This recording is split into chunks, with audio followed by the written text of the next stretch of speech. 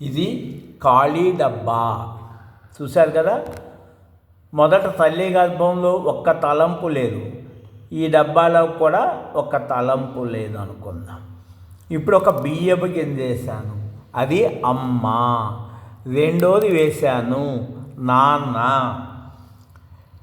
10 వేశాను, అక్క, చెల్లెళ్ళు, అన్న, తమ్ముళ్ళు. స్కూలుకి వెళ్ళాను, 500 మంది. కాలేజీకి వెళ్ళాను,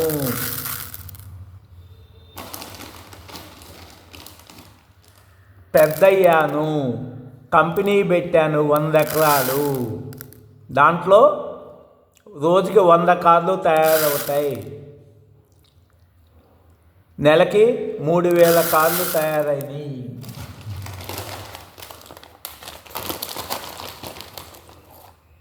అట్లా 3 కోట్ల కార్లు స్టాక్ ఉన్నాయి,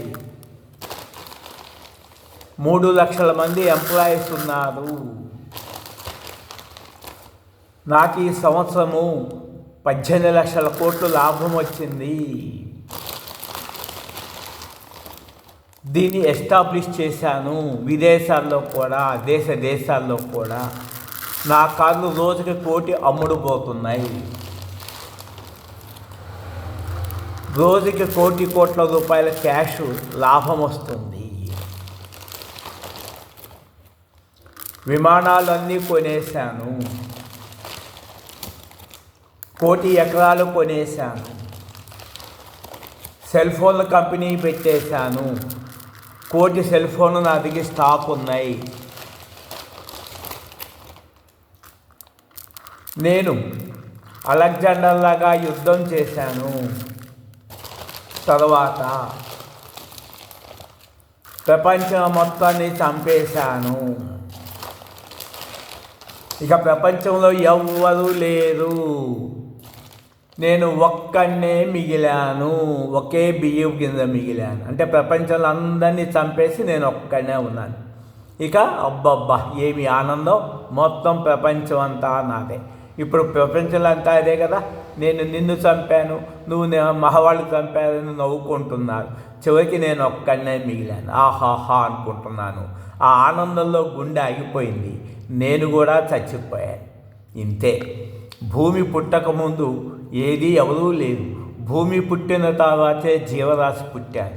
భూమి అందరికీ ఉచితంగా ఇచ్చింది. కానీ మానవుడు ఏం చేస్తున్నాడు? ఏ కొద్ది కాలం బతికిపోతామో, ఎప్పుడు పోతామో ఈ భూమి మీద తెలియదు. అటువంటి నా భూమి, నా భూమి, నా డబ్బు, నా డబ్బు, నా భార్య, నా పిల్లలు, నా వాళ్ళు అంటూ తన సుఖ కోసం ఎదుటిమని ఎంతో హింస పెడుతున్నారు. చూసుకోండి మీ కుటుంబంలో, నా కుటుంబంలో కూడా అంతే, డబ్బు డబ్బు డబ్బు. కానీ ఈ ప్రేమలన్నీ నాకు తెలియదప్పుడు ఈ దేహాన్ని చూసి ప్రేమించాలనుకున్నాను. తర్వాత తెలిసింది ఈ డబ్బును చూసి ప్రేమించారు. వాళ్ళు దేన్నైతే ప్రేమించారో ఆ డబ్బు వాళ్ళకే వదిలేశాను, చెత్త. అంటే బియ్యపు గింజ కన్నా హీనమని. ఇప్పుడు నేను ఒక్క బియ్యపు గింజ కూడా లేకుండా, మనసులో తలపు లేకుండా చేసుకున్నాను. ఎంత ఆనందమో చూసుకో. మొదట్లో తల్లి గర్భంలో ఒక్క తలంపు లేకుండా ఎలా చేసుకున్నాను, ఇప్పుడు నా మనసులో ఒక్క తలంపు లేకుండా చేసుకున్నాను. ఇదియే ముక్తి.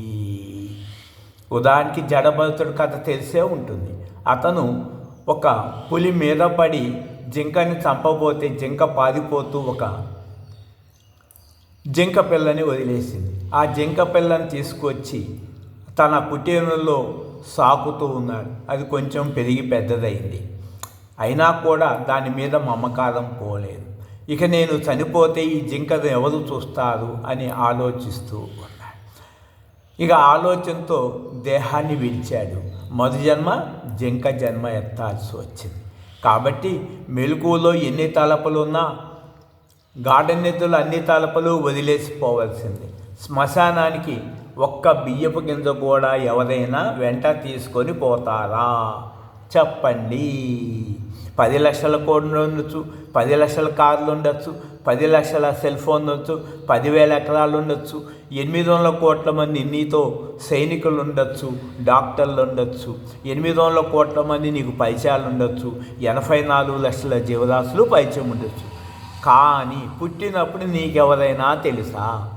మరణించేటప్పుడు ఎవరినైనా తీసుకుపోతున్నావా?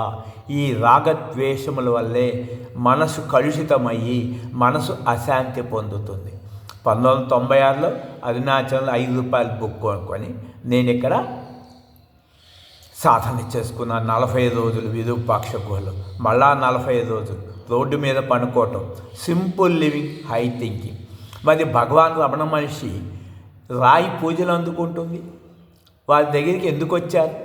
ఇందిరాగాంధీ గారు, ప్రెసిడెంట్ గారు, అమెరికా నుంచి మైసూర్ మహారాజు, లక్షల మంది ఇవాళ ఎందుకు అరుణాచలం వస్తున్నారు చెప్పండి? మీకు శాంతి దొరకదు. ఒక్క బియ్యపు గింజ కూడా తల్లి గర్భంలో తేలేదు. ఒక్క బియ్యపు గింజ కూడా నీ వెంట తీసుకెళ్ళు. కానీ తల్లి గర్భంలో ఒక్క తలపు తేలేదు. వెళ్ళేటప్పుడు ఎన్ని తలపులు వేసుకుంటున్నారో, ఎన్ని తలపులు మరణించేటప్పుడు తీసుకెళ్తున్నారో ఒక్కసారి వివేకంతో ఆలోచించండి ఓ మానవులారా. అందుకనే ఇది వరల్డ్ పీస్ ఫౌండేషన్ అని ఇక్కడ అరుణాచలంలో ఒక 6 గదుల హౌస్ తీసుకున్నాను. అలా రమణ మహర్షి లాగా మౌన సాధన చేసుకునే వాళ్ళకి ఉపయోగపడుతుంది. కాబట్టి ఎవరైనా సరే ఆ జీవితాన్ని రమణులాగా చరిత్రలో మీ జీవితాలు కూడా నిలిచిపోయేలాగా బ్రతకాలనుకుంటే ఇక్కడికి కాల్ చేయొచ్చు. వారు మాత్రమే కాల్ చేయండి. 9550531831. ఇంకా ఎవరి ఫోను నేను ఎత్తుటలేదు, దయచేసి నన్ను క్షమించండి. ఎందుకంటే ఎత్తాలని నాకు మనసు కదగట్లేదు, చాలా బాధగా ఉన్నది. బ్లేడ్ పెట్టి కత్తితో కోస్తే మీకు ఎంత బాధగా ఉంటుందో, లోపల ఒక్క ఆలోచన తీసుకురావాలంటే నా మనసు అంతా బాధగా ఉన్నది.